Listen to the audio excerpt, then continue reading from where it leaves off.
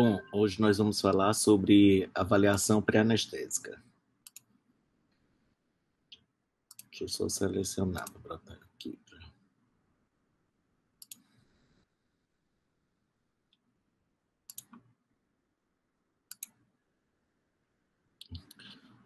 Então vamos iniciar a aula, né? O que é que vem a ser a avaliação pré-anestésica, né? Ela constitui-se um elemento básico do cuidado perioperatório e ela é um processo de avaliação clínica que procede aos cuidados, né? Que procede ao evento anestésico cirúrgico, né? Ou anestesia tanto para cirurgia como para procedimentos não cirúrgicos, né? Diagnósticos e terapêuticos. Consiste em ponderar a informação de múltiplas origens que abrange os registros médicos do paciente, a anamnese, o exame físico e os achados de testes de avaliações médicas. Quer dizer que nós vamos pegar todos os dados do paciente, tá entendendo? E construir ali a história dele e a partir daí a gente vai elaborar a melhor estratégia anestésica para o paciente. Bom, é obrigatória a realização da avaliação pré-anestésica? Nós temos a resolução 2174, né, do Conselho Federal de Medicina, que regulamenta, né, o ato anestésico, e ela é obrigatória, tá entendendo? Ela só é dispensável nos casos de nas situações de urgência e de emergência, né? Agora, excetuando-se essas situações, ela deve ser feita com antecedência, né?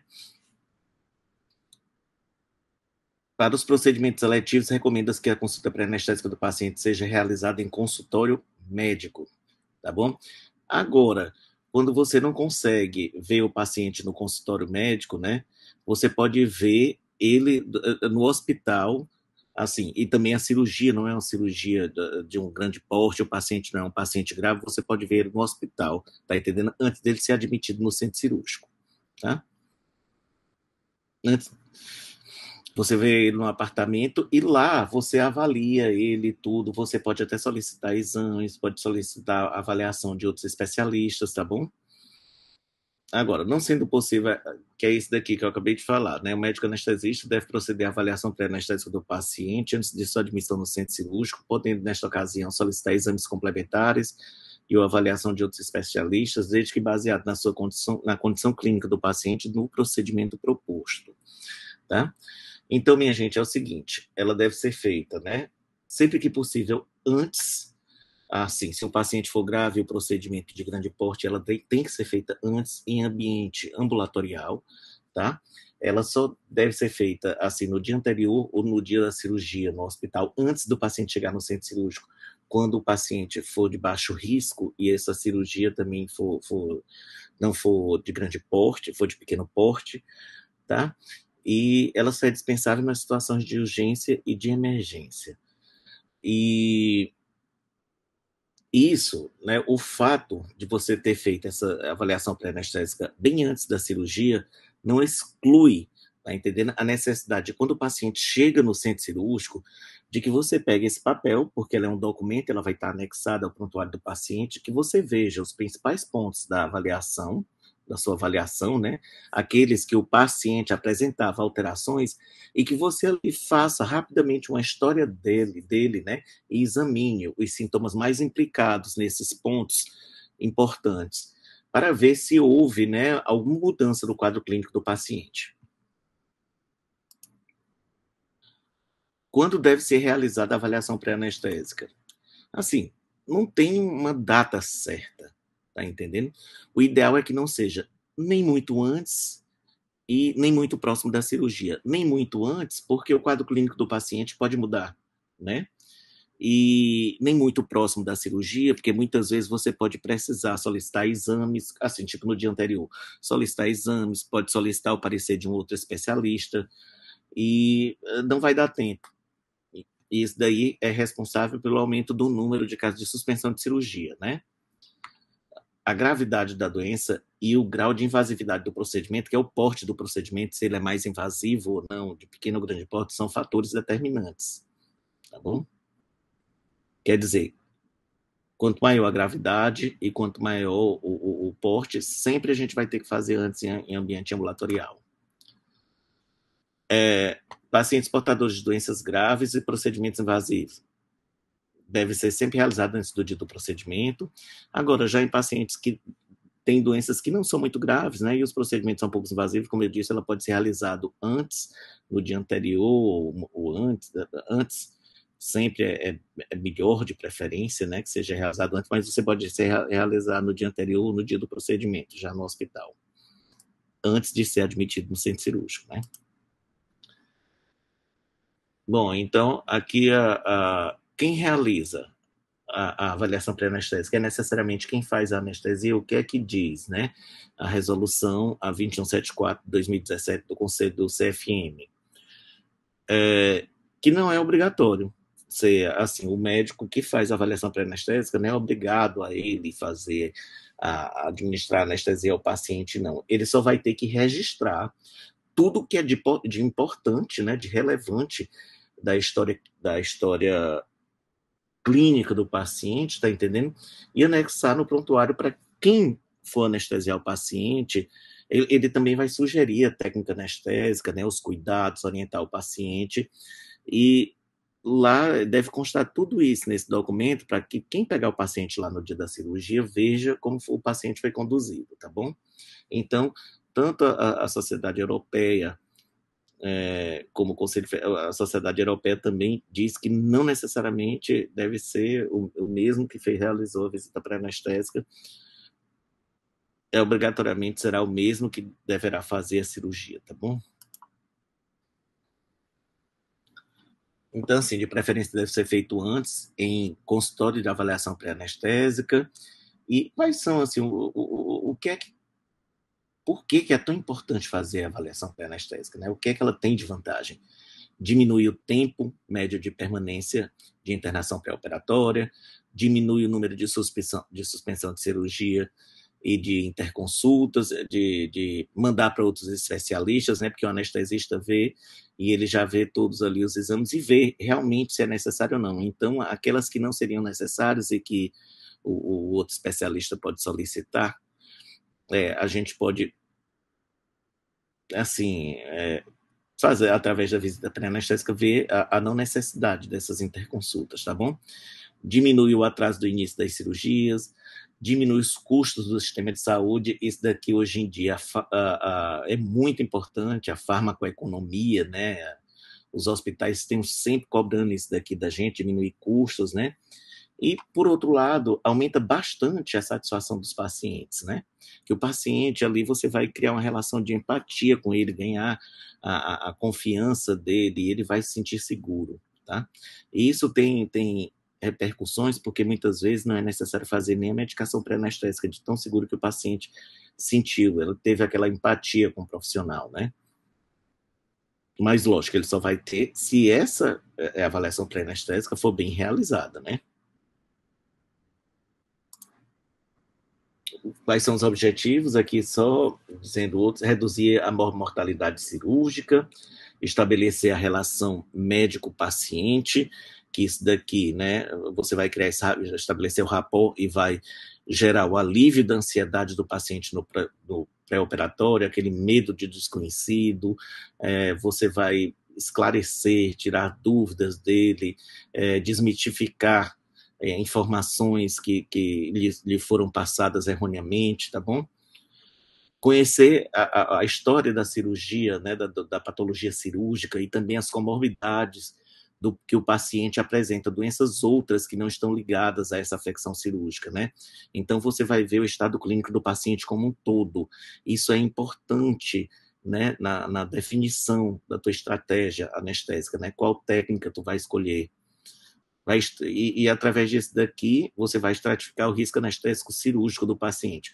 O risco anestésico cirúrgico, ele não, assim, o ASA, que a gente usa mais, ele é estratificado só a partir do estado clínico do paciente. Mas existem outros riscos que levam em consideração o procedimento, cirúrgico a ser realizado, tá bom? E também pode levar em consideração também a anestesia a ser utilizada, né? Elaborar a estratégia de cuidados anestésicos que melhor se adequa para aquele paciente. A partir daqui é que tu vai ver qual é a melhor técnica para ele, vai conversar com o paciente, explicar o que é que vai ser feito nele, ver se ele está de acordo. Às vezes você fala a paciente, não, eu não quero fazer hack porque eu fiz da outra vez e eu passei muito mal, eu tive dor de cabeça. Então, assim, a recusa do paciente é uma contraindicação absoluta. A partir disso daqui, você vai ter que conversar com ele, mas se ele não estiver de acordo, tá entendendo?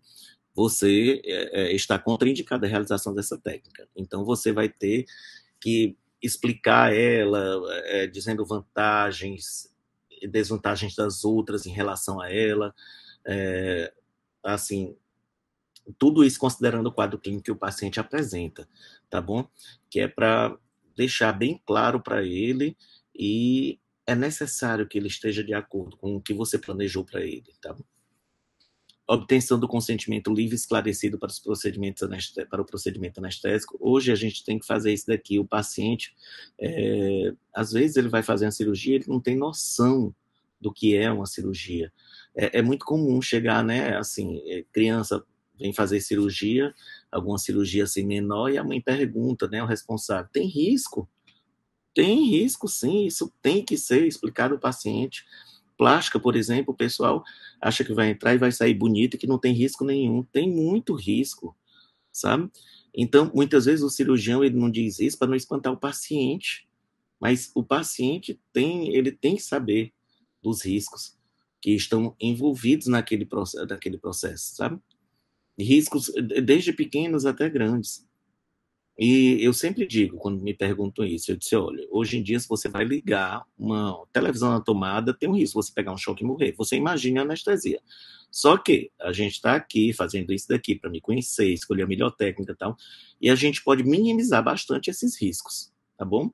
Aí você explica para ele, para o paciente, tudo, e com isso, né, ele vai se sentindo seguro. Reduzir o custo do atendimento perioperatório, já que reduz, né? Isso daqui vai reduzir os dias de internamento hospitalar, reduz o consumo de anestésicos, né? As pesquisas já mostraram que reduz o consumo de anestésico no perioperatório, então reduz custos. Bom, então o paciente, quando chega no consultório de visita para fazer anestesia, é muito comum, você diz, o que é que você é? Eu sou anestesista. Eita, a única coisa que eu tenho medo é de dar anestesia na cirurgia. E ele só não, depois ele só esquece de dizer, porque geralmente diz obrigado só para o cirurgião, e o anestesista passa despercebido. E isso é bom, sabe por quê? Porque quando o anestesista passa despercebido, significa que ele trabalhou excelentemente bem e o paciente não teve nenhum efeito adverso. Então ele não vai lembrar de você, tá? Mas assim, esse medo do desconhecido, a angústia, né? Ela vai ser justamente para a gente tentar controlar essa angústia no pré-operatório. A pessoa fica morrendo de véspera, né? Então, assim, tudo isso daqui, essa angústia, esse medo, né? Tudo, esse temor, aqui vai aumentar a demanda por analgésicos no pós-operatório, consumo de anestésico no intraoperatório, tá entendendo? E, assim, tudo isso compete para que o paciente não saia satisfeito com o tratamento, viu? Então, serve justamente isso, né? Para a gente ganhar a confiança do paciente e combater todos esses sentimentos aqui no pré-operatório, diminuindo a ansiedade dos pacientes. Como eu disse muitas vezes, quando você faz uma visita pré-anestésica bem realizada, o paciente não vai ser necessário que ele use, né, medicação pré-anestésica. Agora sim, com relação, eu disse que não é obrigado a pessoa quem fez a visita pré-anestésica fazer anestesia, mas isso é ruim, porque tu vai criar empatia com o paciente. Muitas vezes o paciente chega, quando isso acontece, né, ele chega para mim e diz assim, doutor, mas eu gostei tanto do senhor, doutor, eu queria tanto que fosse o senhor. Então, assim, só é ruim isso daqui, tá entendendo? O ideal seria que você pegasse todos aqueles pacientes que você vai anestesiar e você fizesse. Então, diminui custos, né? Porque diminui o consumo de anestésicos, de analgésicos, diminui a taxa de suspensão de cirurgias, diminui o número de exames laboratoriais solicitados desnecessariamente, que às vezes tem o pessoal, a rotina daqui de serviço é pedir isso. Não, hoje a rotina é pedir o mínimo de exames possível, e tudo vai ser guiado mais pelo quadro clínico do paciente, por comorbidades e sintomatologia que ele apresente, tá bom? Também a gente pode, assim, diminuir o número de interconsultas, e isso diminui custo também, né? Melhora o fluxo, diminui o tempo de internação pré-operatória, diminui a taxa de não comparecimento. Às vezes o paciente fica com medo, aí não vai. O pior é que ele não te avisa, né? Aí você, além de perder o dinheiro, né, pela que você ganharia com a internação e a realização do procedimento desse, você não marcou outra pessoa no horário. Então, tá entendendo? Isso gera um prejuízo, tanto para a instituição como para os profissionais que estão trabalhando. Mas, assim, o paciente, geralmente, ele não tem noção disso, tá? Por isso, é o seguinte, minha gente, eu faço terapia, tá entendendo? E no dia que eu não posso ir e eu não consigo avisar de antecedência, eu pago a consulta, sabe? Eu faço a terapia particular e eu pago a consulta em respeito, sabe? A isso daqui.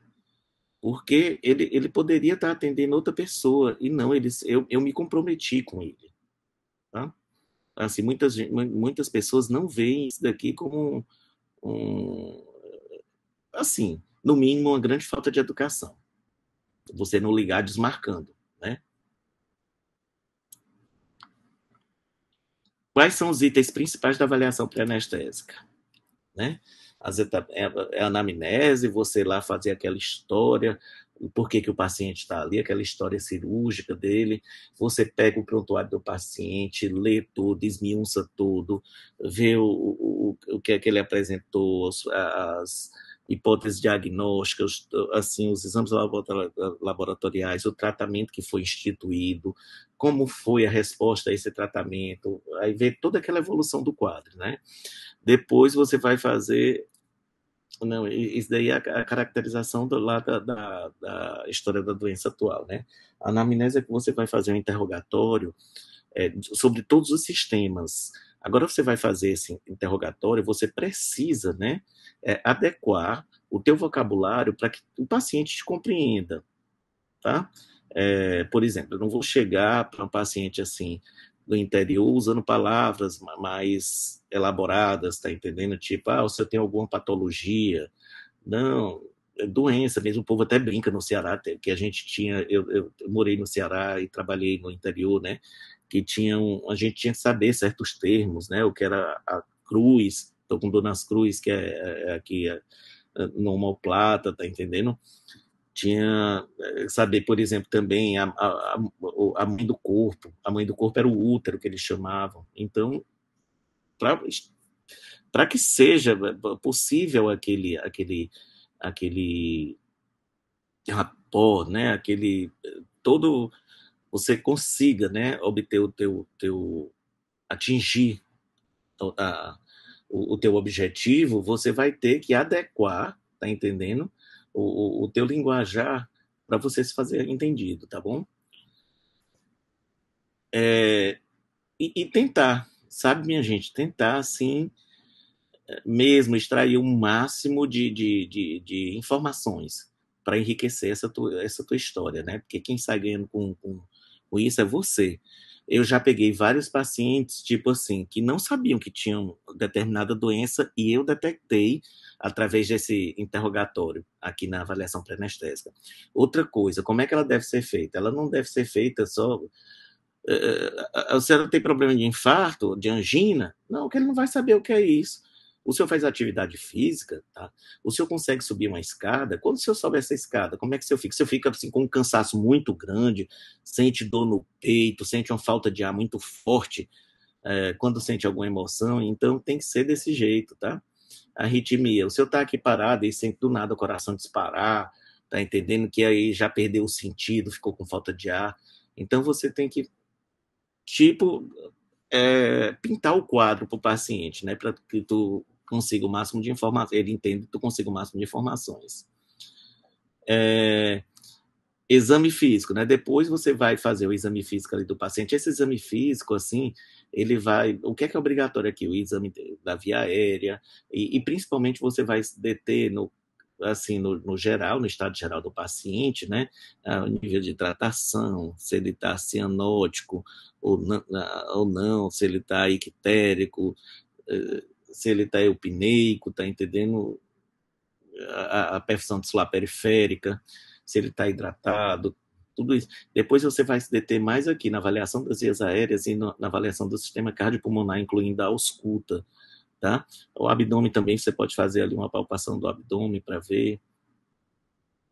E também, se ele tiver queixas de algum outro sistema neurológico também, às vezes a gente vê, tá? Os exames dos pares cranianos, assim, se ele tiver alguma alteração sugestiva, aí você vai guiando o teu exame físico para ver aquilo dali, tá? Exames laboratoriais, como eu disse, né, hoje em dia há uma tendência em solicitar menos e diminuir custos, né, por exames solicitados desnecessariamente. Então, assim, o que vai guiar geralmente a sintomatologia e o quadro clínico apresentado pelo paciente, tá? Deixa eu ver aqui. Aí, depois que tu fez tudo isso daqui do paciente, tu vai estratificar o risco cirúrgico dele e vai ver se ele tem condição de ir para... E vai dizer se ele está liberado ou não para cirurgia, ou se ele precisa ser compensado, ou fazer algum tratamento antes, tá entendendo? Ou precisa de... Tem alguma pendência que ele precisa fazer para ser liberado, ou se ele não tem condição de cirurgia mesmo, ele precisa ser tratado para depois voltar, né? Lembrando que essa estratificação do risco cirúrgico, ela não interfere no caso de ser uma urgência-emergência, né? A gente vai fazer de qualquer jeito, independente do quadro clínico, da gravidade do quadro clínico do paciente, né? Depois você vai explicar tudo ao paciente, qual é a técnica anestésica que você indica para ele, por quê, as vantagens, as desvantagens da outra, tudo, conversar com ele e chegar a um consenso do que será feito, né? Depois, a obtenção dos documentos, que a gente faz sempre a avaliação pré-anestésica, você assina, né, como tendo feito, e bote o paciente para assinar também. Por quê? Tá entendendo? Outro dia eu estava fazendo avaliação pré-anestésica e tinha... aqui vocês sabem que a gente trabalha muito com paciente que vem trazido por pensionista. E já sabia que era muito cri-cri, ela mandou a paciente mentir, que não estava gripada, tossindo com tosse produtiva. E quando a paciente deu uma tossida na época, eu digo, a senhora não disse que não estava gripada? Aí ela olhou assim para a dona da pensão e disse, eu segurei até agora, mas eu não consegui. Aí eu peguei e disse, olha, tudo que a senhora está me dizendo aqui, eu estou, assim, acreditando que seja verdade, tá entendendo? E a partir disso daqui vai guiar o meu tratamento. Se a senhora está omitindo, está mentindo, assim, dados que são importantes, quem vai pagar pelo pato é a senhora, tá entendendo? Porque eu estou assinando aqui, a senhora vai assinar depois também, é, tipo assegurando que tudo que a senhora me disse é verdade. Então, se a senhora está escondendo alguma coisa ou está mentindo e acontecer alguma intercorrência, a principal prejudicada vai ser a senhora. E por lei, eu vou estar aqui assegurado, tá entendendo? Aí, depois eu botei a dona da pensão para fora do consultório e disse, olha, ela não, assim, se acontecer alguma coisa com você, ela vai ganhar o dinheiro dela, tá tudo bem para ela, quem vai pagar o pato é você. E depois da obtenção de todos esses documentos, você vai ver se há necessidade ou não de pré-medicação e prescrever a pré-medicação do paciente, que pode ser várias classes de remédios, né, de fármacos. Aqui são os documentos, né? Esse daqui a gente vai esmiuçar tudo. Documentos da avaliação pré-anestésica, né? A avaliação pré-anestésica começa com a identificação do paciente, o nome completo, tá entendendo? Idade, algumas doenças são mais comuns em determinadas faixas etárias, né? São mais prevalentes. Sempre tem que ter peso, altura, porque as doses de fármacos, a hidratação, tá entendendo? tudo vai ser calculado, assim, a gente vai ter alguns cálculos que vão ser baseados nesses dados antropométricos do paciente, né? Também, por exemplo, até assim você tem que fazer a profissão, né? Alguns pacientes, já peguei paciente que trabalhava no garimpo e que tinha uma doença pulmonar pela inalação daquela poeira, tá entendendo? Então tinha um problema, assim, restritivo pulmonar grave. Então a profissão é importante, né? E que isso daí vai ter uma interação direta se ele for colocado na prótese ventilatória mecânica, né? Eu vou ter que ter mais cuidado. Religião. Eu peguei uma vez na minha residência, né? O paciente, ele não disse que era testemunha de Jeová, foi fazer um bypass aorto ilíaco, mexer na maior artéria do corpo. Você acha que não vai sangrar, sabe? Então, assim, os pacientes hoje testemunha de Jeová, eles chegam com um documento lá dizendo pra gente que não aceita transfusão de sangue, geralmente já registrado em cartório, e esse daí não disse nada. O cirurgião, agora detalhe, o cirurgião vascular sabia, não falou nada pra gente da equipe de anestesia. Então a gente transfundiu ele e tudo, e quando a gente foi passar o caso para a família, ele disse para a gente que ele era testemunho de Jeová. Mas, assim, nesse dia, o presidente do conselho estava no centro cirúrgico, a gente conversou com ele, e ele disse assim que nesse caso aí de risco de morte, assim, testemunho, o, o ideal é transfundir. Você tem que salvar a vida do paciente, tá entendendo? Depois você resolve isso daí, que nunca viu ninguém ser condenado porque salvou a vida do paciente, tá? É, Depois disso, vai fazer tudo aquilo que eu já expliquei, né? Isso vai gerar um documento, que é uma ficha que tem que ser anexada no paciente, no prontuário do paciente. Isso é um documento, tá legal? E salva, sabe? Só contar aqui um caso para vocês. Uma vez eu entrei para fazer uma urgência e era uma retenção urinária. E a pessoa que estava na emergência, que atendeu o paciente, botou lá que disse que o paciente era ígido. E eu, conversando com o paciente lá antes da cirurgia, eu vi que o paciente tinha uma paresia. Ele me disse que tinha uma doença, estava investigando uma doença neurológica, né? E justamente era uma bexiga neurogênica, por isso a retenção. E quando o urologista foi passar o Beniquê, ele rompeu a uretra e caiu dentro da cavidade peritoneal, que fez uma sepse. Esse paciente evoluiu uma sepse abdominal, depois choque séptico com falência de múltiplos órgãos e foi a óbito. E eles entraram contra o médico, sabe? E ele se salvou por causa da minha visita pré-anestésica, porque lá eu descrevi a paresia que o paciente me disse que estava investigando a doença neurológica, tá? Então, ele depois veio me agradecer e tudo por eu ter posto aquilo dali, que ele foi inocentado justamente por isso. Aqui, né? O médico anestesista que fez tem que se identificar, você pede também para o paciente assinar, quando ele for assinar, ele assina tanto o documento da visita pré-anestésica como o termo de consentimento livre esclarecido. Você bota a cirurgia que foi proposta, os dados antropométricos, né? Às vezes é necessário calcular o índice de massa corpórea, aí antecedentes pessoais do paciente, as doenças, comorbidades que ele tem, que você vai ver, tantas que ele vai te dizer, quantas que tu conseguir, aqueles sintomas e sinais que ele apresentar naquele interrogatório sinopatológico, antecedentes familiares também, porque a gente vai levar em consideração a hereditariedade, né? O caráter hereditário de uma gama de patologias. O exame físico aqui é obrigatório, examinar as vias aéreas para ver se você se tem indícios de uma via aérea difícil, né? Que eu vou ensinar para vocês como é que faz. O tempo de jejum, você vai orientar o paciente, o jejum. Por que é feito o jejum? O jejum é feito porque quando a gente faz anestesia, tem um relaxamento da musculatura, né? E um relaxamento do cardio, que é o esfíncter muscular que liga o esôfago ao estômago. E se o estômago não estiver vazio, esse alimento que está lá pode voltar lá para a faringe, ou para faringe não, para laringe, né? Voltar e entrar dentro do pulmão, dando a síndrome de Mendelssohn, que é uma pneumonia aspirativa grave, né? Ela é tão mais grave quanto maior for o conteúdo aspirado, mais sólido e mais ácido, tá bom? Aí você vai fazer ali o exame físico do paciente, os sinais vitais dele, botar, né?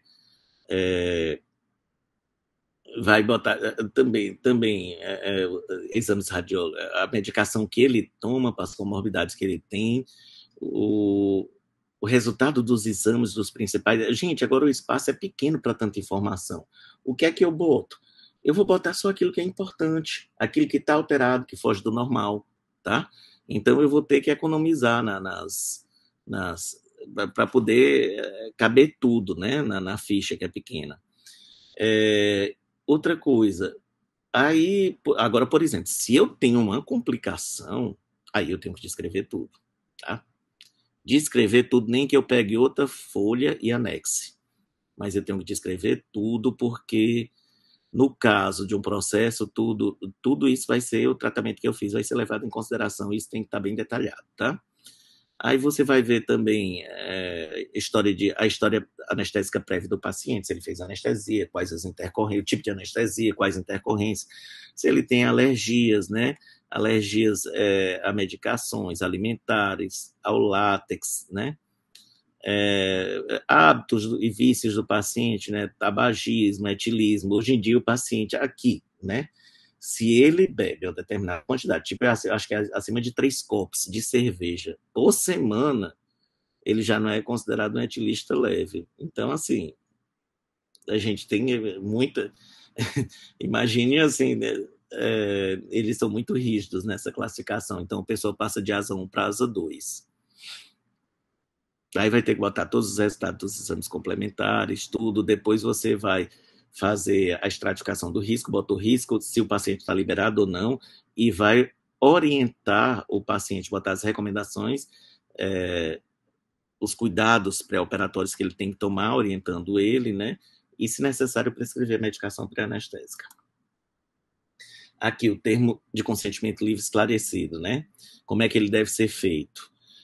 Ele é um documento, agora é um documento com aquele linguajar jurídico, que fica, você lê, você fica com medo daquilo dali. O que é que você tem que dizer aquilo dali? Você tem que explicar qual é a técnica que você utilizou de anestesia que você programou, quer dizer, não utilizou, programou para o paciente as vantagens, desvantagens, riscos associados à cirurgia, né? Fazendo isso de uma forma clara e acessível, né? Aí, aqui, quem assina é o paciente agora. Se ele for incapaz, quem assina é o responsável por ele, tá? Incapaz, assim, no sentido de menor, ou então se ele tiver algum déficit cognitivo, tá? Aqui só para vocês verem, né? O termo de consentimento livre esclarecido, esse daqui foi o que foi feito na época do Covid, porque a gente usava filtro nos carros, né? Que tinha, assim, a preferência era quando puder fazer sob bloqueio local regional, você fazer para não usar o respirador, né, na via aérea, porque tinha risco de contaminação de outros pacientes que fosse usar aquela prótese ventilatória. A gente usava filtros, tá entendendo? Para evitar. Filtros que filtram tanto bactéria quanto vírus, tá entendendo? Para evitar essa contaminação através do aparelho, tá? Então, ele é obrigatório esse termo de consentimento livre esclarecido, né, segundo a resolução 2174. Antigamente era 1806, né? Essa 2174 foi de 2017, é mais recente. A anamnese, só para dizer, ela deve ser feita pela análise. Aqui, quando você pega um paciente já que já vem sendo acompanhado, está internado, tudo, você vai analisar todo o prontuário dele antes da entrevista, né? Avaliar a história da doença cirúrgica atual, a evolução, exames complementares, hipóteses, tratamentos iniciais implementados, se respondeu ou não, tá entendendo? Pesquisa de distúrbios clínicos coexistentes, que é o que eu disse para vocês, fazer toda aquela anamnese detalhada, tentando ver sinais e sintomas de todos os órgãos existentes para ver se você detecta alguma doença que a paciente não sabia que tinha, né? Averiguação e registro de medicamentos e tratamentos empregados nas doenças coexistentes com suas respectivas doses e horários. Gente, até fitoterápica, essas coisas são importantes, porque nós vamos ver que algum deles, eles mexem, tá entendendo? Com o nosso equilíbrio, o equilíbrio do corpo, tá? Suplementos vitamina, a vitamina E, ela aumenta o sangramento, tem alguns fitoterápicos que aumentam o sangramento, outros aumentam o efeito sedativo dos anestésicos, então demora mais o despertar. Então, todos eles são importantes, você vê tudo aquilo que o paciente toma, né?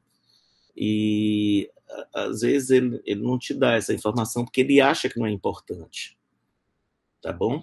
Ou então você não perguntou, sempre tem que perguntar, olha, aconteceu alguma coisa com você que você acha importante me dizer, que eu não te perguntei, sabe? Que às vezes passa batido. É uma gama de perguntas que a gente tem que fazer e o paciente também vai fazer perguntas que te tiram o foco e às vezes algumas coisas podem passar. Outra coisa que fica o registro, gente, a nossa população, mesmo o pessoal esclarecido, tá? Eles não decoram os remédios que tomam. Eu acho isso um absurdo, assim, isso me revolta durante a pessoa não saber os remédios que toma e os horários, tá entendendo?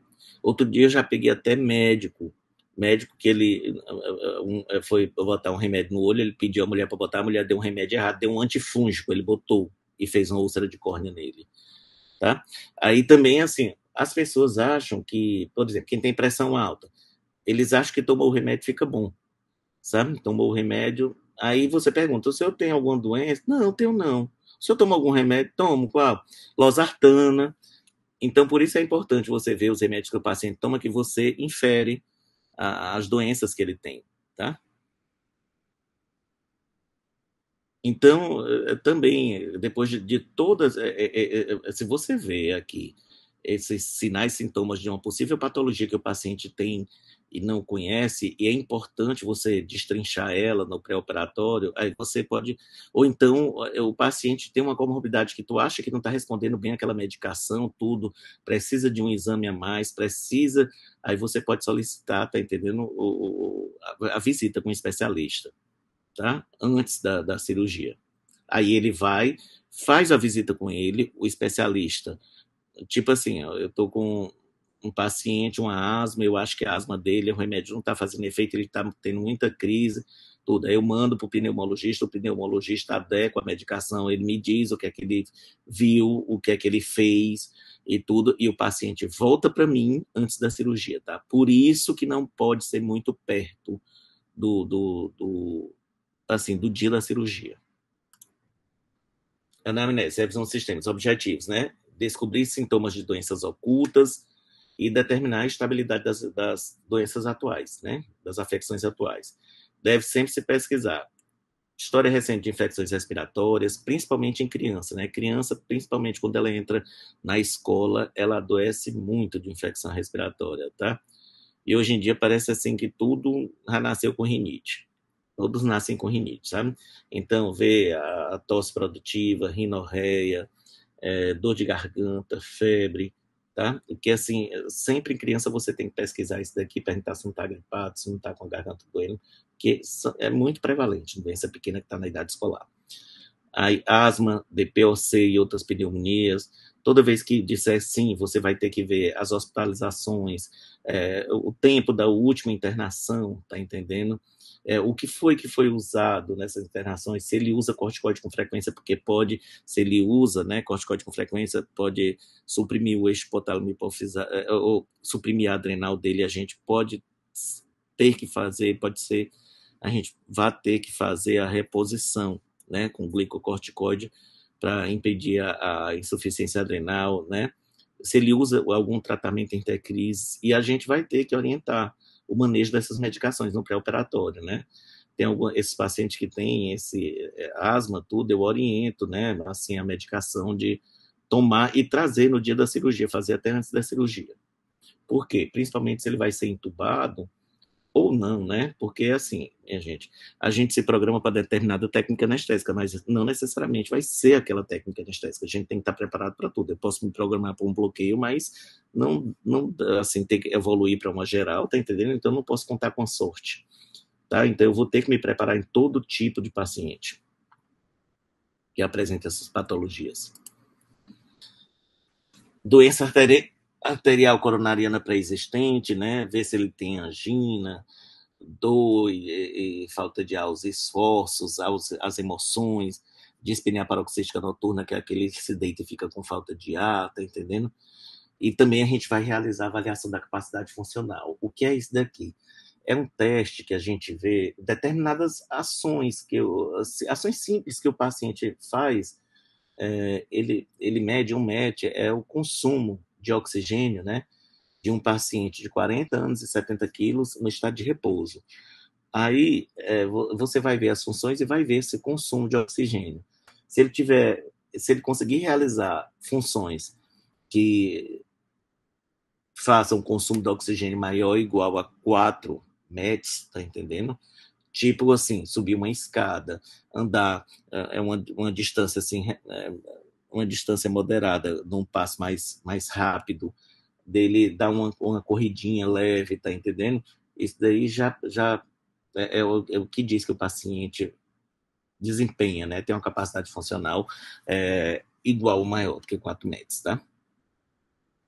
Distúrbios do ritmo cardíaco, uso de marca-passo, de CDI, que é o dispositivo desfibrilador implantável, né? A apneia obstrutiva do sono, que é a síndrome da apneia obstrutiva do sono, você faz ali, pergunta para o paciente se ele ronca, tudo, tenta caracterizar aquilo dali e, se possível, faz o questionário Stop Bang, né? Que você detecta se o paciente tem apneia obstrutiva do sono ou não, tá? Hepatopatias, porque aí vem com as hepatopatias, hipoproteinemia, distúrbio de coagulação, distúrbio de metabolização das drogas, você vai ter que ajustar as doses, tá bom? Fazer doses menores. Neuropatias, né? Você tem convulsões, nefropatias, aqui a eliminação dos fármacos vão estar prejudicados, vai ter hipoproteinemia também, tá entendendo? Distúrbios hidroeletrolíticos, uma série de coisas estão mais frequentes nesses tipos de doença, né? Diabetes, verificar qual a medicação que usa, se ela está controlada ou não, pesquisar se for muito tempo de diabetes, né? Principalmente assim, aquela pessoa que tem diabetes, mesmo que tratada há muito tempo, né? Ela pode ter problemas nas articulações. As articulações, elas não se movem mais assim com tanta eficiência, tá? Então você pede o paciente para fazer o sinal da prece, que é botar as duas mãos como se estivesse rezando, né? Naquele sinal da prece, ver se todos os dedos se tocam, se não tem deformação das articulações, porque se eles não se tocarem, né? Pode ter deformação. E assim, essa deformação não é só nas articulações do dedo, tá entendendo? Pode ter na atlanta occipital, que aí vai dificultar a movimentação, a extensão da cabeça na hora da intubação, tá bom? Checar alterações na regulação autonômica, infarto silencioso, que é comum na diabetes, gastroparesia, que aumenta, né, assim, aumenta o tempo de esvaziamento gástrico, né, e isso pode levar, nesses pacientes que têm essas neuropatia diabética, né, gastroparesia, aumenta, né, a probabilidade de aspiração do conteúdo gástrico, né?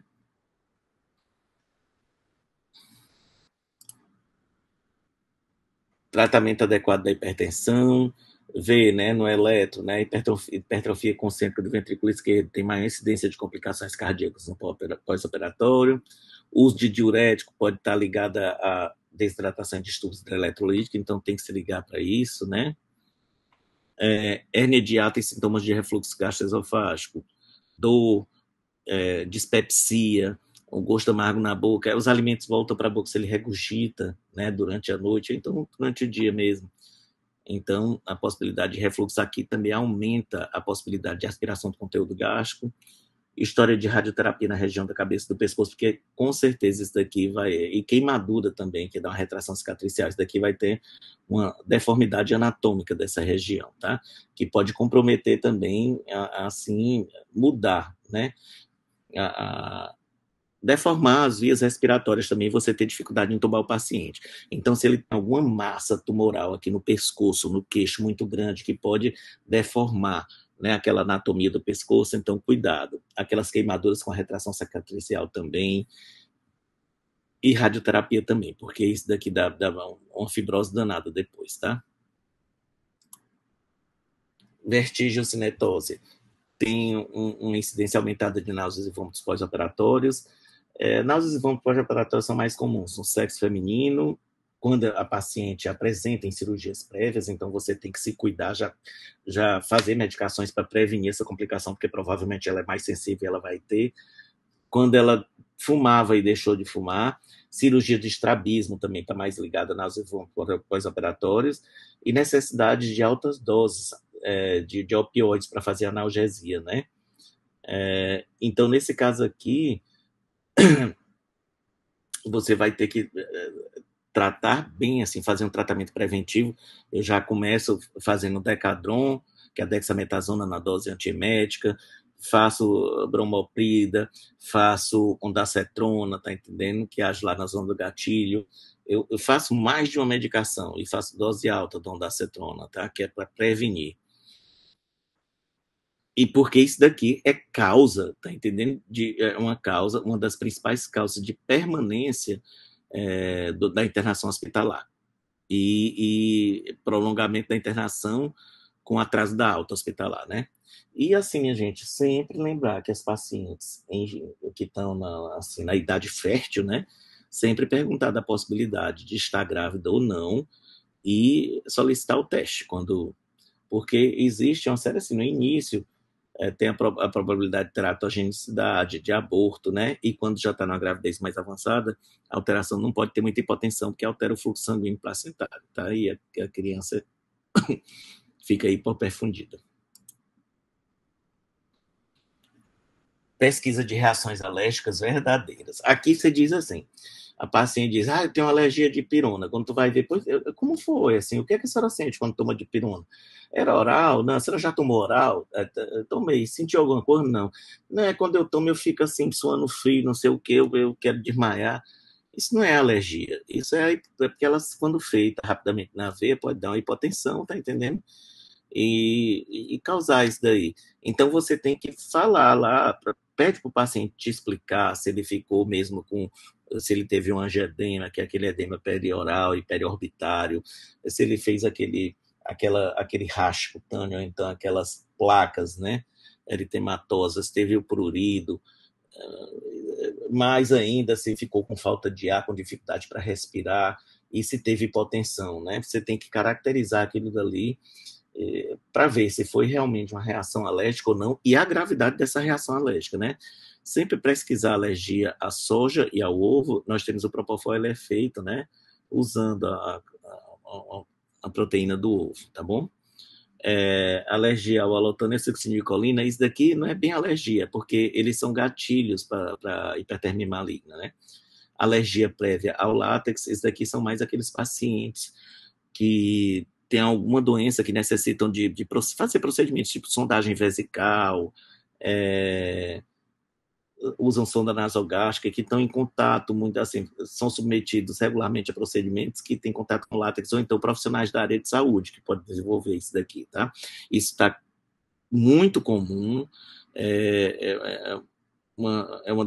assim, a terceira causa maior de alergia é o látex. A primeira são os bloqueadores neuromusculares, a segunda antibiótico, e o látex vem a terceira, tá entendendo? E você tem que tomar providências quanto a isso daqui, porque se o paciente tem alergia ao látex, geralmente ele vai ser o primeiro paciente naquela sala. A sala tem que ter látex, tem que ser látex frito, tem que tirar tudo que tem de látex. A luva tem que ser de vinil, ou tem que ser de silicone, tá entendendo? Tira as traqueias, tudo, o paciente não vai poder ter contato com aquilo dali, porque pode desencadear a alergia, tá?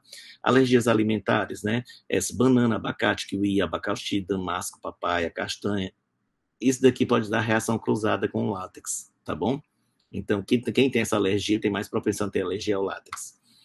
E também as interações medicamentosas. Eu tenho que conhecer as medicações que eu estou usando e as medicações que eu vou usar e as medicações que o paciente toma e ver se não pode ter alguma interação entre elas, né?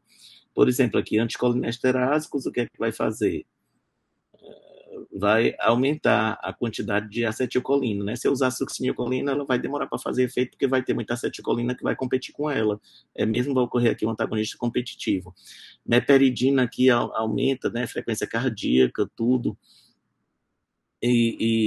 Assim, se eu usar, aumenta, né? Frequência cardíaca. Se eu usar em crise hipertensiva, em pacientes com inibidor da monamina oxidase, né, eu posso piorar isso daí, piorar essa crise hipertensiva, né? E o tiopental, por exemplo, não pode ser utilizado porque ele desencadeia a porfiria. vamos lá, né? Então, aqui, os antecedentes alérgicos. Você tem que identificar e caracterizar o evento, como foi que ele ocorreu, para ver se realmente foi uma alergia ou não. Os fármacos, né?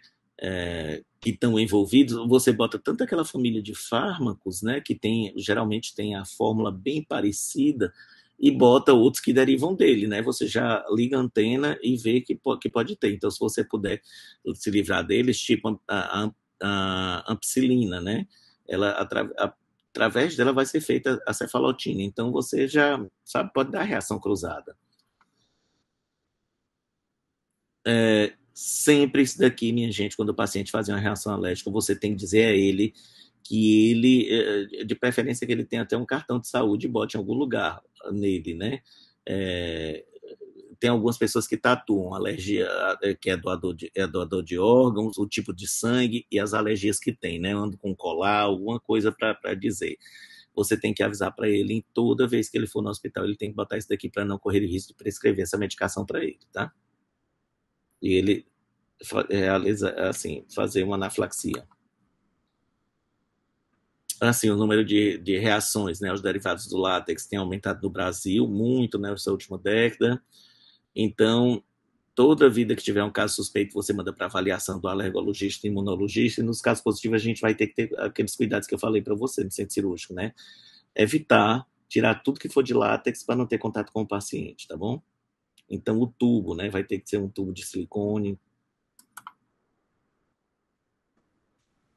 Reações anafiláticas, né, ao látex. Quem são os grupos de risco? Profissionais da área de saúde, que a gente está constantemente em contato com eles, né, crianças com meningo mielocele, aqui eles precisam fazer sempre a sondagem de repetição, né, pacientes com sondagens também, sonda nasoenteral, repetidas, trabalhadores que lidam com derivados do látex, né, e alergia àqueles alimentos também pode dar o que? Pode dar reação cruzada. Bom, sempre ver também os antecedentes familiares. Alguém da família foi fazer, parente direto, foi fazer anestesia e teve alguma reação. A hipertermia maligna, ela é uma síndrome clínica, ela é hereditária, causada por uma doença autossômica, tá? Uma alteração autossômica. Ela é, e ela é desencadeada por drogas anestésicas, a succinilcolina e os anestésicos inalatórios halogenados, né? E causa assim, um hipercatabolismo grande, uma liberação maciça de cálcio com hipercatabolismo grande, né? Então, aumenta a temperatura, que pode, essa temperatura, se for muito alta, né? Pode levar acima de 42 graus, pode levar a arritmias, o óbito, né? Também pela liberação do cálcio dá uma rigidez, né, da musculatura, principalmente aqui também na musculatura aqui do canto da boca vai dar o trismo, que é aquele canto da boca, você vai ter dificuldade de abrir a boca para entubar, a cianose, né, porque você não vai, assim, o paciente vai ter uma produção exagerada, um hipercatabolismo com uma produção exagerada de CO2, e essa hipercapnia pode levar a arritmia e PCR, né?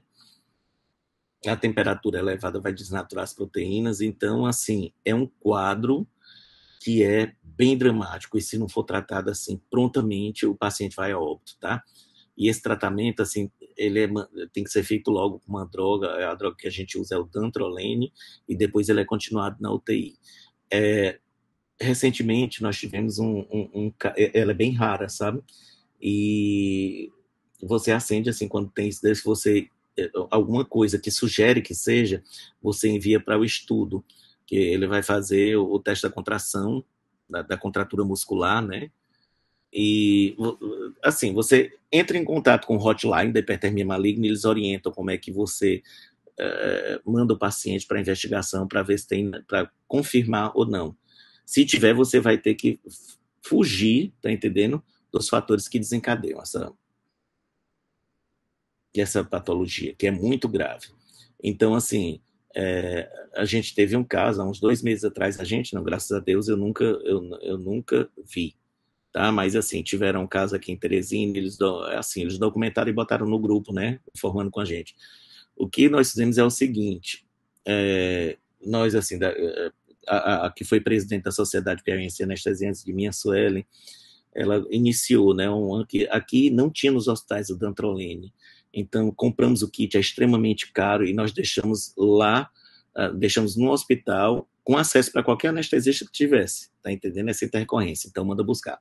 Mas agora, devido à acreditação, alguns hospitais daqui de Teresina já tem também o kit. O kit e o protocolo, né? Do que como é tratado. Então, os fatores desencadeantes que eu disse, a succinilcolina e os anestésicos inalatórios halogenados.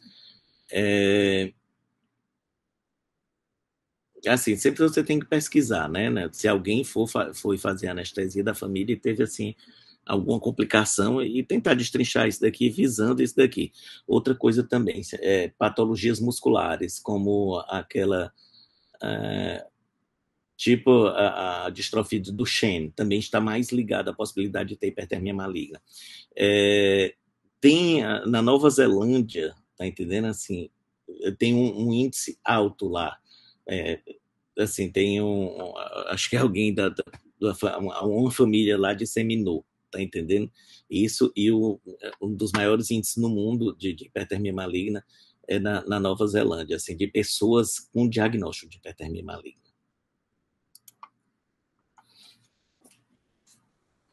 História anestésica prévia, né? Você pergunta se já fez cirurgia, mesmo com local, se foi para dente, tudo, qual foi o que usou, se teve alguma coisa, tá bom? As reações, né? Se teve náuseas e vômitos, se ele teve, assim, geralmente é mais sensível, pode ter, você vai ter que fazer uma profilaxia melhor. Rouquidão, que é geralmente da intubação, né? Se teve miopatia, dor miopática, algumas coisas causam, né? As dores, assim, o tremor, o tremor que a succinilcolina pode dar, tá? Alguma lesão nervosa, viu? Então, geralmente, minha gente, toda complicação que tem, o anestesista, ele tem que descrever no prontuário e ele tem que avisar o paciente. Por exemplo, se eu vou tentar intubar o paciente e é difícil, eu tenho, quando acordar ele, dizer para ele que a intubação dele é difícil e que toda vez que ele for fazer uma cirurgia, ele tem que avisar para o anestesista se preparar, tá? História familiar, né? Resultados adversos da anestesia em parentes, reações incomuns e graves, tipo que sugerem essa hipertermia maligna, né? Em pacientes que serão submetidos à anestesia loco-regional, tipo RAC peridural, deve-se interrogar sobre doenças neurológicas, se ele já tem algum déficit neurológico. Eu vou fazer uma RAC, aí a paciente tem uma paresia de membros inferiores, tem uma hérnia de disco. Bom, eu vou fugir, ou então a doença muscular lá que dificulta a marcha dela, ou óssea, né? Eu vou fugir dessa RAC e tudo, porque qualquer complicação que isso daqui ocorra, até pela própria evolução da doença, vão responsabilizar a minha anestesia, tá bom?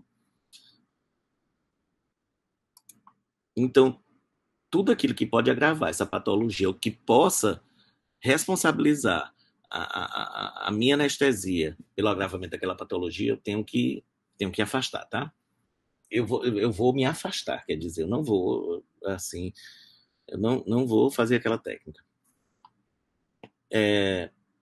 História social e hábitos, né? Tabagismo. O tempo de tabaco, quanto tempo fuma, quantos cigarros por dia, tá? Se já tem um certo grau de DPOC, se cansa ou não, se tem muita secreção quando amanhece, tudo eu tenho que tentar isso daqui caracterizar, né? Sempre, sempre, sempre encorajar. Antigamente, assim, achava-se que só tinha benefícios já quando o paciente tinha 2 meses que parava de fumar. Hoje em dia, não. Sabe-se